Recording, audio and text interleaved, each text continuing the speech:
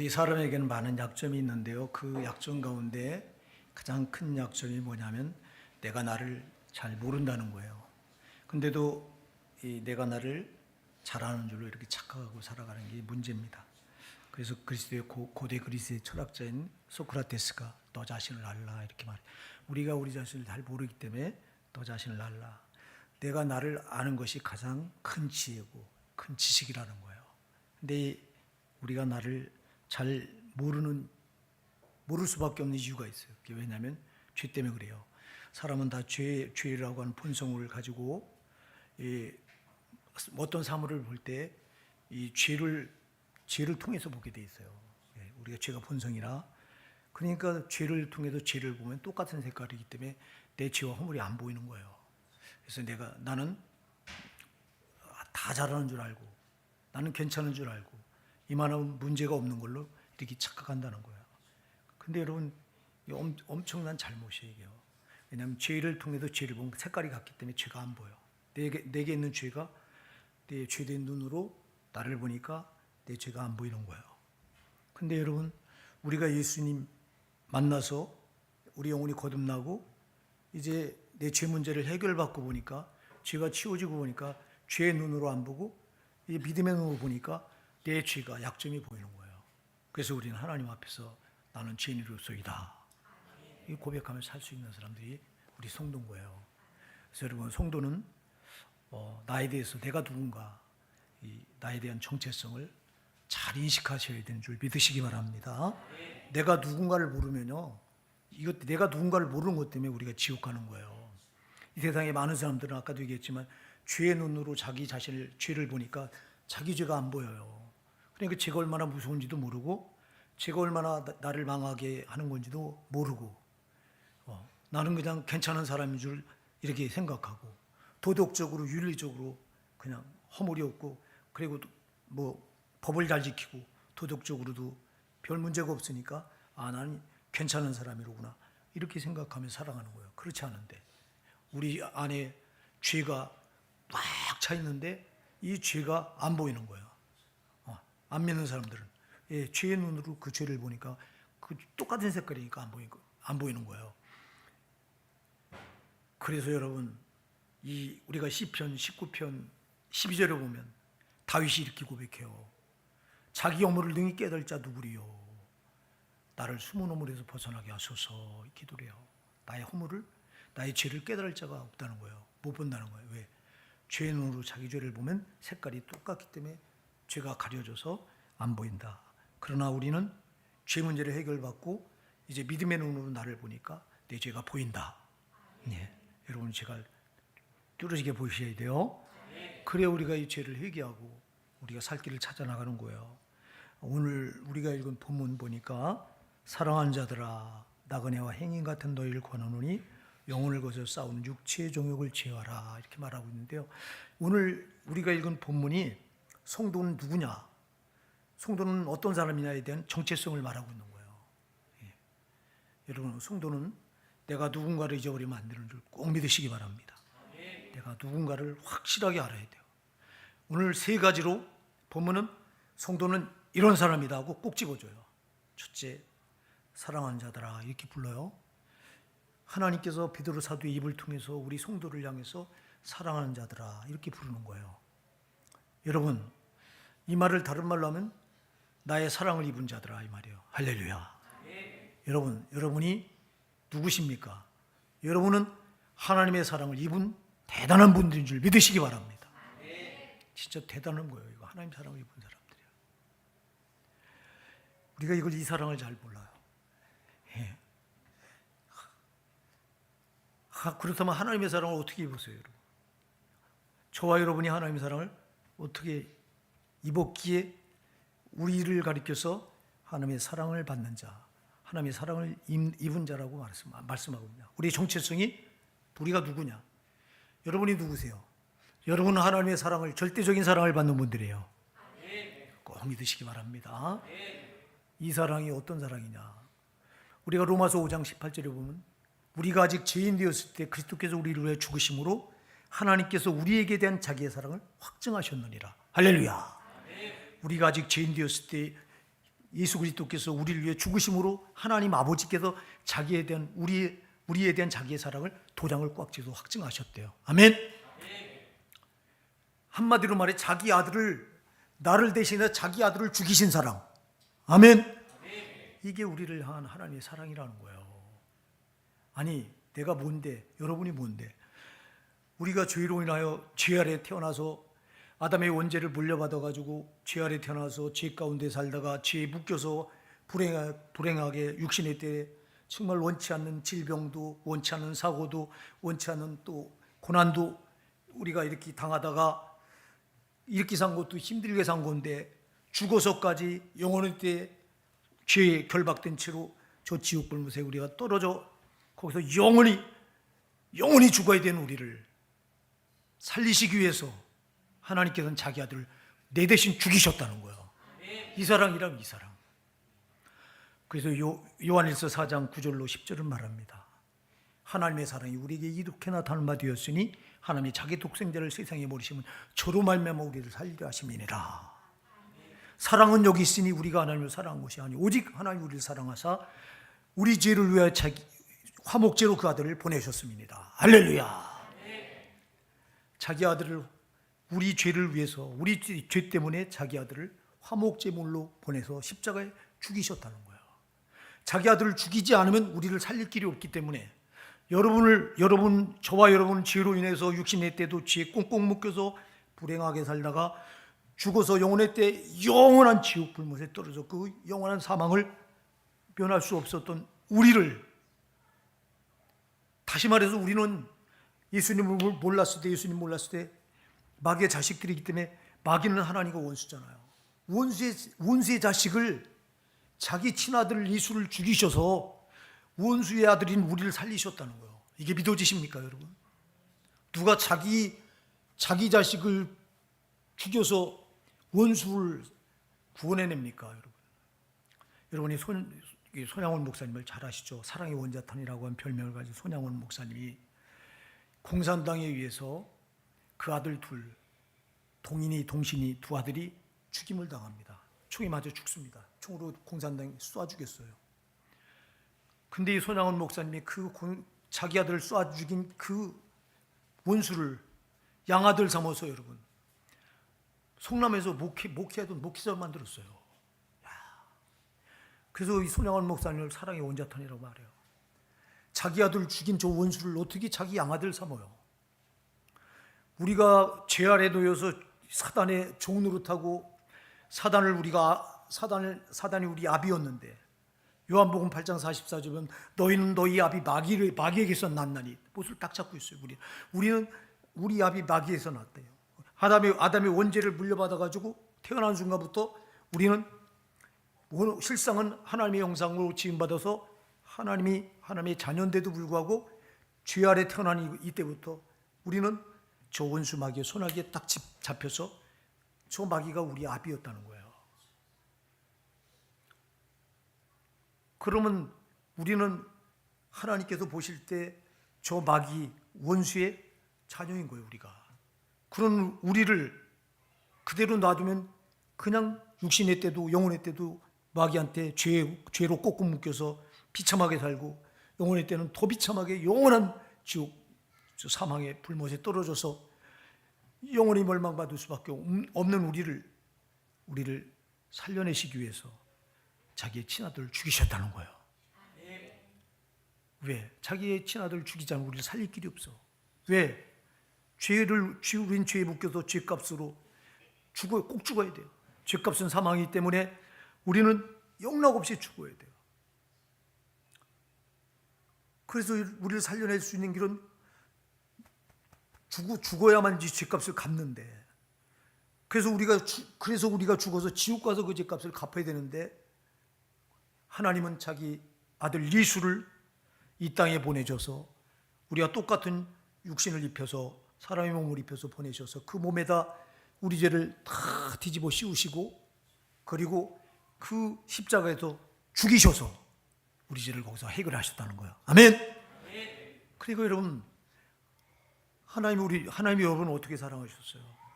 여러분은 하나님의 사랑을 받는 존귀한 분들을 믿으시죠? 이게 여러분의 정체성이에요. 이게 성도의 첫 번째 정체성이에요. 하나님의 사랑을 입은 자, 이게 성도의 첫 번째 정체성인데, 하나님이 여러분을 어떻게 사랑하시느냐? 원수 같은 우리를 자기 친아들을 주셔서 자기 아들은 죽이시고 우리는 살리신 사랑. 할렐루야. 이 사랑이 여러분, 이게 느껴지셔야 돼요. 여기서 이게 깨달아지고, 이 사랑이 여기서 여러분 가슴에 요동을 쳐야 돼요. 이게. 근데 이 사랑을 까맣게 모르고 살아가, 막연하게 붙들고 살아가. 이게 막연한 사랑이 아닌데, 스위스에서 진짜 있었던 얘기입니다. 관광버스가 이 관광객들을 태우고 산 비탈길을 내려오는데 브레이크가 파열됐어요. 브레이크 파열되면 여러분, 브레이크가 말이 안 들어요. 이거 죽은 거예요. 이건 비탈길이, 산 비탈길에 가속이 붙어서, 이게 브레이크 안 되면 가속이 더 붙잖아요. 밑으로 내려오면 더 솜살같이 막 꼼짝없이 그 사시나무 떠들 운전기사님 막 이렇게 질린 거예요. 승객들도 브레이크 파열된 걸 보고 다 같이 이제 죽었다 파랗게 사시나무 떨고 있는데, 근데 마을 입구까지 그냥 이게 달려 내려와서 입구에 다 왔는데 그 앞에 한 어린아이가 서 있어요.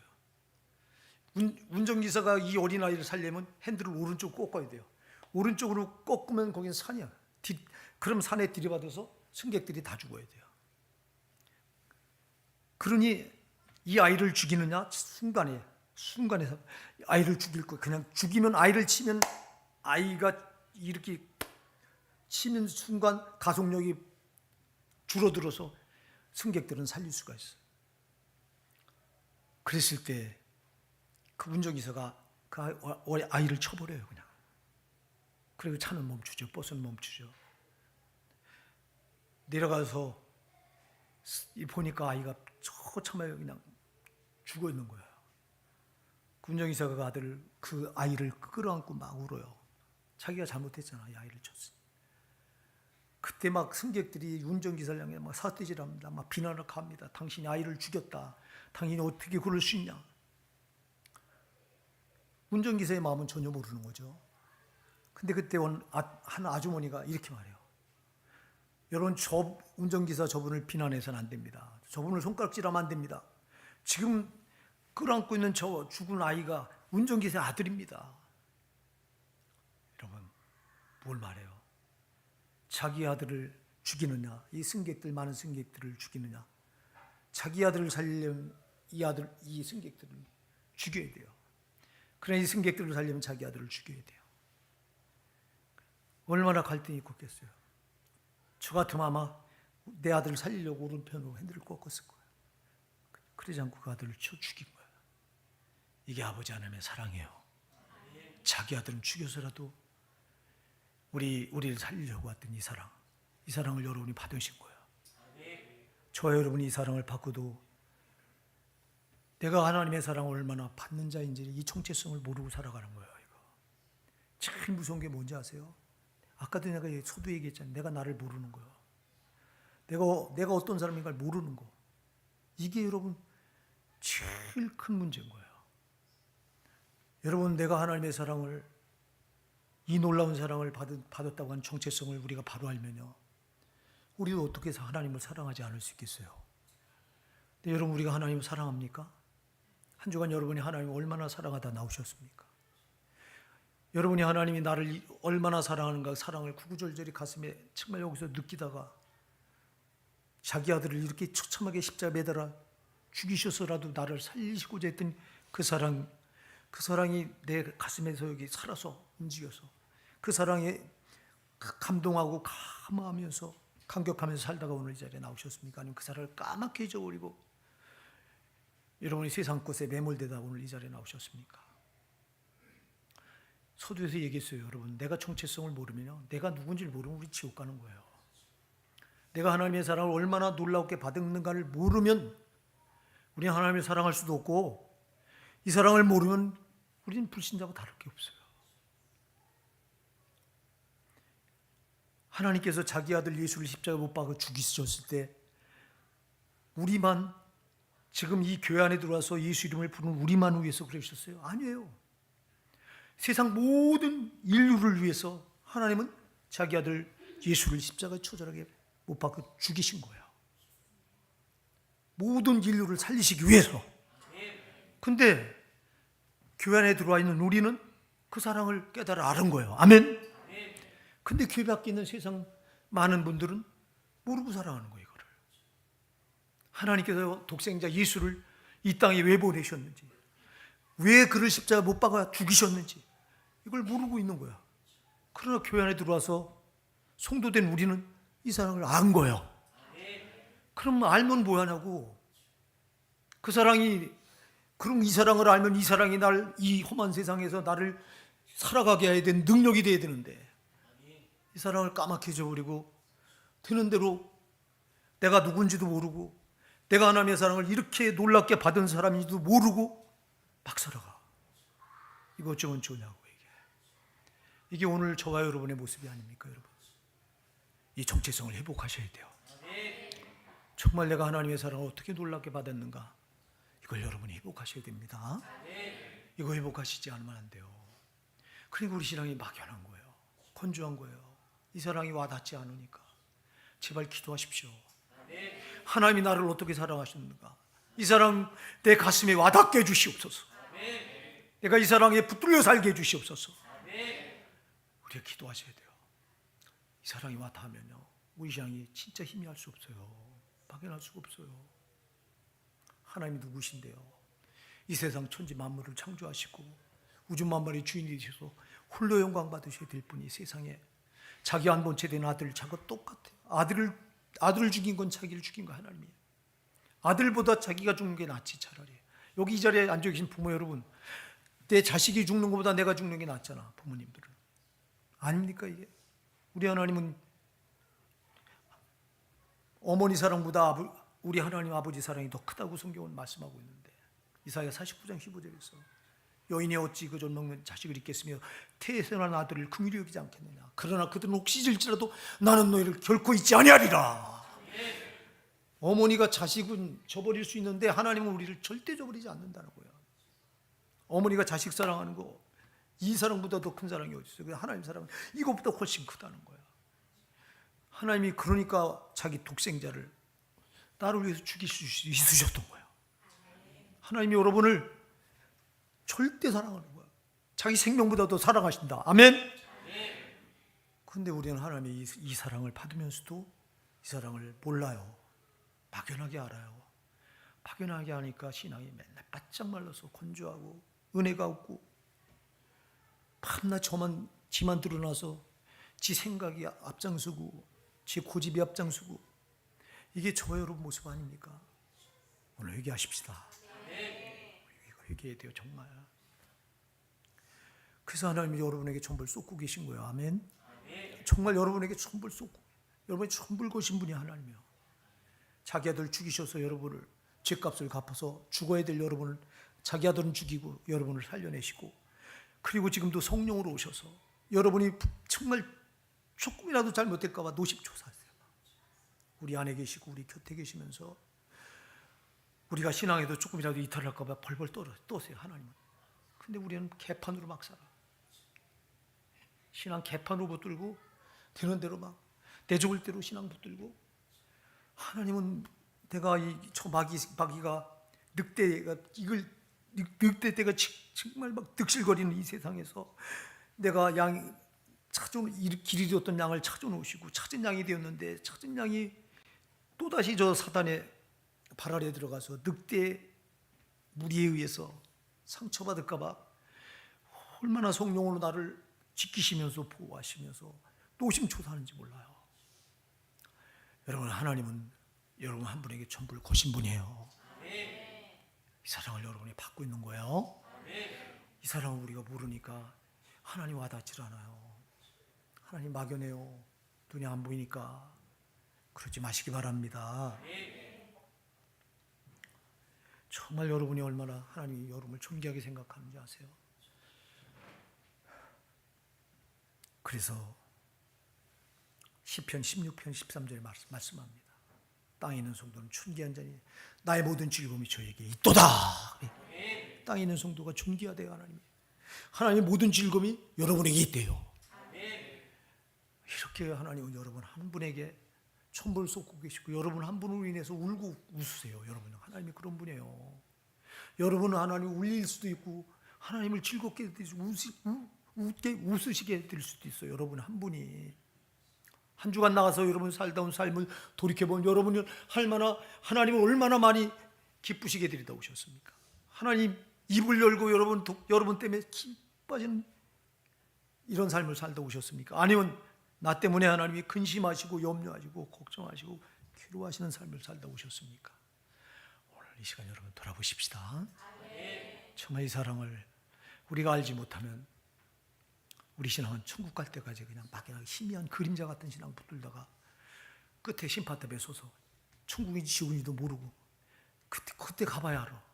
이거 그런 신앙 붙들면 안 돼요. 난 언제 죽어도 천국 갈 수 있다. 우리 교회가 축복의 선포를 하면서 나는 지금 죽어도 천국 갈 수 있다. 예수 피해 공로로 지금 죽어도 천국 갈 수 있다. 그러니까 한마디 이렇게 선포하는데 여러분 선포만 할 게 아니라 정말 지금 죽어도 나는 천국 갈 수 있다고는 확신 있는 믿음을 가져야 되잖아. 그럼 여러분이 신앙이 희미하면 안 되잖아. 확실해야 되잖아. 확실하려면 하나님의 사랑이 어떤가가 와 닿아야 되잖아. 하나님의 사랑이 와 닿지 않으니까 신앙이 희미한 거예요. 믿음이 그냥 그림자 같은 거예요. 하나님은 절대 그림자가 아니에요. 하나님처럼 여러분 확실한 분이 없어요. 그래서 하나님 이사야 45장 29절에 말씀합니다. 나는 은밀한 곳에서 은밀한 곳에서 은밀하게 말한 적이 없고 이스라엘 백성 너희에게 내가 숨어서 너희에게 말한 적이 없다. 나는 너희에게 확실한 게 다 나를 드러내서 너희에게 알렸다. 이렇게 말씀하세요. 사랑하는 여러분, 하나님은 결코 안 보이지만 확실하신 분이에요. 우리 삶의 현장에서 살아있다고 하는 걸 분명히 보여주신 분이 하나님이세요. 그래서 여러분들이 지난 한 주간도 삶의 현장에서 하나님이 정말 살아계시구나, 하나님이 나를 이렇게 사랑하는구나, 이걸 여러분들이 느끼신 분들이 있을 거예요. 그러나 어떤 분들은 하나님이 살아계신 것도 느껴지지 않고 하나님의 사랑도 와닿지 않고 이렇게 또 한 주간을 살다 오신 분들도 있을 거예요. 여러분들이 하나님의 사랑이 느껴지지 않았고 그분이 살아계심이 체험되지 않았다면 여러분 한 주간 삶을 여러분이 잘못 사신 거예요. 돌아보시기 바랍니다. 하나님의 사랑은 우리가 하나님 나라 가는 그날까지 천국 가는 그날까지 변함이 없어요. 끝없이 보여주세요. 하나님은 한 번 사랑하시면 끝까지 사랑을 우리에게 거두지 않으세요. 우리 인간은요, 사랑했다가도 뺏어요. 사랑했다가도 취소해요. 연인 사이에 죽자 사자 너 없이 못 산다고 그렇게 서로 좋아하다가도요, 어떤 사건이 딱 돼서 미움이 탁 들어오면 언제 내가 너를 사랑하냐, 원수가 돼버려요. 이게 사람의 사랑이에요. 사람은 사랑했다고도 거둬들이고 사랑했다고 무산시켜버리고, 그러나 하나님은 한 번 사랑하시기 때문에 끝까지 사랑하신다. 하나님 사랑을 포기하지 않으신다. 우리를 이렇게 사랑하신다.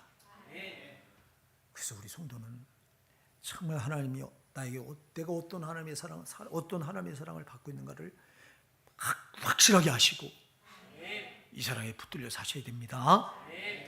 그 다음에 두 번째 우리의 정체성을 본문에서 뭐라고 말하냐니까, 사랑하는 자들아, 첫 번째 하나님 사랑을 받는 자들이라고 우리 정체성을 말하고 계시고, 두 번째는 나그네. 할렐루야. 우리 성도의 정체성을 가리켜서 오늘 본문은 나그네래요. 나그네가 뭐예요? 나그네가 뭡니까? 나그네는 이 땅에 정함이 없어요. 나그네는 그냥 지나가는 거예요. 나그네는 돌아온 고향을 찾아 돌아가는 사람이에요. 고향을 찾아가는 사람이 나그네예요. 자, 여러분, 우리의 본향이 어디예요? 우리의 고향이 어디예요? 천국인 줄 믿으십니까? 그렇습니다, 여러분. 빌립보서 3장 20절 말씀합니다. 오직 우리의 시민권은 하늘에 있는지라. 아멘. 우리의 시민권은 하늘에 있는지, 거기로서 주 예수 구원한 자 주 예수 그리스도를 기다리노니 그랬어요. 여러분, 우리의 시민권은 천국이에요. 할렐루야. 그래서 우리는 이 땅을 나그네처럼 살아가야 되는 사람들이에요. 그래서 우리는 고향을 찾아가는 사람들이에요. 본향을 찾아가는 사람들이에요. 믿으십니까? 우리의 정체성은 나그네로서 여기 이 땅에 정함이 없고 저 본향 천국을 바라보고 천국을 향해 나가는 사람들이 나그네인 줄 믿으시기 바랍니다. 근데 왜 우리가 밤낮 땅의 곳에 목을 메고 여기가 조사오니하고 여기다가 장막 말뚝을 자꾸 꼽으려고 하느냐 이 말이야. 여러분들이 출애굽기 13장에 가서 본 이스라엘 백성들이 람셋에서 하나님이 그들을 애굽에서 끌어내실 때 람셋에서 발행하여 그랬는데 람셋에서 저들이 400년 동안 말뚝을 받고 살았잖아. 그 말뚝을 받고 살았던 말뚝을 뽑았다 이 말이에요. 발행하다 이 말은 말뚝을 뽑고 약속의 땅을 향해 가는 사람들이, 그래서 이스라엘 백성들을 가르쳐 나그네라고 하고, 우리가 나그네요. 성경은 우리가 나그네라고 한 부분을 얼마나 많이 강조하는지 몰라요. 우리가 다윗은 여러분 이 땅에서 이스라엘 왕으로서 누릴 것 다 누렸던 사람이고 가질 것 다 가졌던 사람이에요. 그랬던 다윗이 시편 39편 4절로 5절에서 뭐라고 고백을 해요? 여호와여 나의 종말과 연한이 어떠함을 알게 하사 나로 나의 연약함을 알게 하소서. 주께서 나의 날을 손놀림만큼 되게 손바닥만큼 되게 하시되 나의 일생이 주 앞에는 없는 것 같사오니 사람마다 그 든들이 손때도 진실로 허사뿐이니다 말이야. 사람은 허사라는 거예요, 여러분. 하나님께서 우리 자기의 일생을 손바닥 넓이만큼 이렇게 만드셨기 때문에 내 일생이 주 앞에는 없는 것 같아요. 그래서 사람마다 그 든들이 손때도 다 허사뿐이래요. 다윗이 여러분 세상의 별걸 다 가졌던 다윗이 고백이에요, 이게요. 예? 시편 103편 15절에서도 인생은 그날이 풀과 같고 그 영화가 들의 꽃과 같도다. 풀은 마르고 꽃은 떨어지되. 우리 인생이 그날이 풀과 같대요. 그 영화가요, 그 영광이 다 풀의 꽃과 같대요. 그래서 풀은 마르고 꽃은 떨어진대요. 이게 우리 인생의 실존이래요. 시편 144편 4절은 더하죠. 사람은 헛것 같고 그의 날은 지나가는 그림자 같으니이다. 사람은 헛것 같고 그의 날은 지나가는 그림자 같대요. 야고보서 4장 13절 14절 말씀이에요. 들으라 너희 중에 말하기를 우리가 오늘이나 내일이나 아무 도시 가서 거기서 1년을 위하며 일을 장사하여 일을 보리라 하는 자들아, 내일을 너희가 알지 못한다. 너희 생명이 무엇이뇨? 너희는 잠깐 있다 없어지는 안개니라 그래요. 우린 잠깐 있다가 없어지는 안개래요. 나그네래요. 사람은 헛것 같고 그의 날은 다 지나가는 그림자 같대요. 인생 그날이 풀과 같고 그 영화가 들의 꽃과 같대요. 그리고 풀은 마르고 꽃은 떨어진대요. 근데 왜 우리는 여기서 영원할 것처럼 땅에다가 목을 메고 땅의 것을 그냥 여기다 말뚝을 박으려고 하느냐 이 말이에요. 말뚝을 뽑은 사람들인데, 뽑고 우리는 본향을 향해 가야 되는 나그네들인데, 이게 우리의 정체성이라는 거예요. 근데 이 정체성을 까맣게 잊어버리고 여기서 뭘 움켜잡아 보려고, 세상에 여기서 움켜잡으면 저 영원한 걸 놓치는데, 사랑하는 여러분, 저 영원한 걸 움켜잡고 땅의 것 놓으셔야 돼요. 우리가 이 정체성을 잃어버리고 살아가요. 나그네라고, 본향을 찾아가는 나그네라고 하는 정체성을 잃어버리기 때문에 자꾸 사단이 속여요. 여기가 좋다고, 여기다가 말뚝을 박으라고, 여기다 소망을 두라고. 여기에 무슨 소망이 있어요? 땅의 것에. 땅의 것을 여러분 우리가 아무리 가져본들, 아까도 얘기했잖아요. 성경은 계속 말하잖아요. 그림자 같고 잠깐 있다 없어지는 이슬 같다고 말하는데, 많이 가져본들 뭐하냐고. 조금 있다 다 놔버릴 거, 없어질 것들은. 정말 우리가 붙들어야 될 건 저 본향, 저 영원한 하늘나라 천국의 영원한 것들, 그를 바라보고 나가야지. 근데 이걸 우리가 잊어버리는 거예요, 정체성을.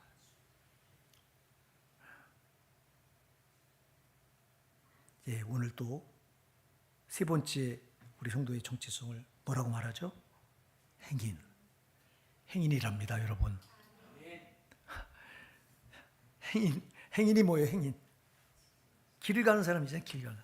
이 길을 찾아 나가는 사람이에요, 행인은.